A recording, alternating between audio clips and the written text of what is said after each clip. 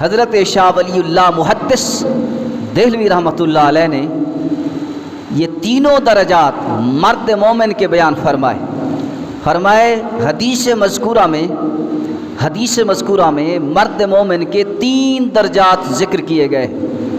یہ 3 درجات، ایمان بھی ایک درجہ ہے، اسلام بھی ایک درجہ ہے، اور احسان بھی ایک درجہ ہے، اور یہ تینوں درجے اس حدیث کے اندر ذکر ہیں، اور یہ تینوں درجے مرد مومن کے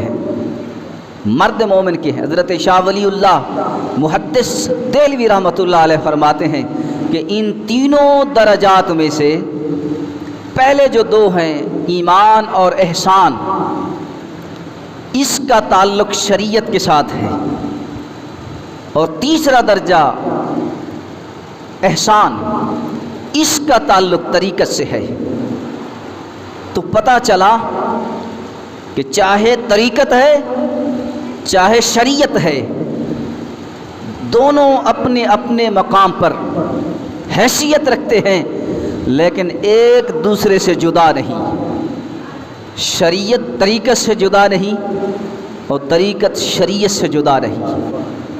اللہ اکبر۔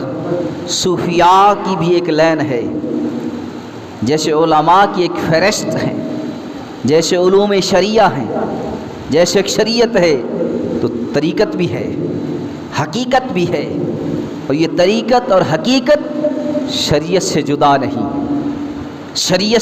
نہیں۔ جو عالم تو ہو، شریعت جانتا ہو اور طریقت اور حقیقت نہ جانتا ہو، اس سے بھی بچیے، اور جو طریقت اور حقیقت کو جانتا ہو لیکن شریعت کو نہ جانتا ہو، اس سے بھی بچیے۔ لہٰذا یہ دونوں چیزیں ایک دوسرے کے لیے لازم و ملزوم ہیں، شریعت طریقت کے ساتھ، طریقت شریعت کے ساتھ۔ شریعت طریقت سے جدا نہیں، طریقت شریعت سے جدا نہیں۔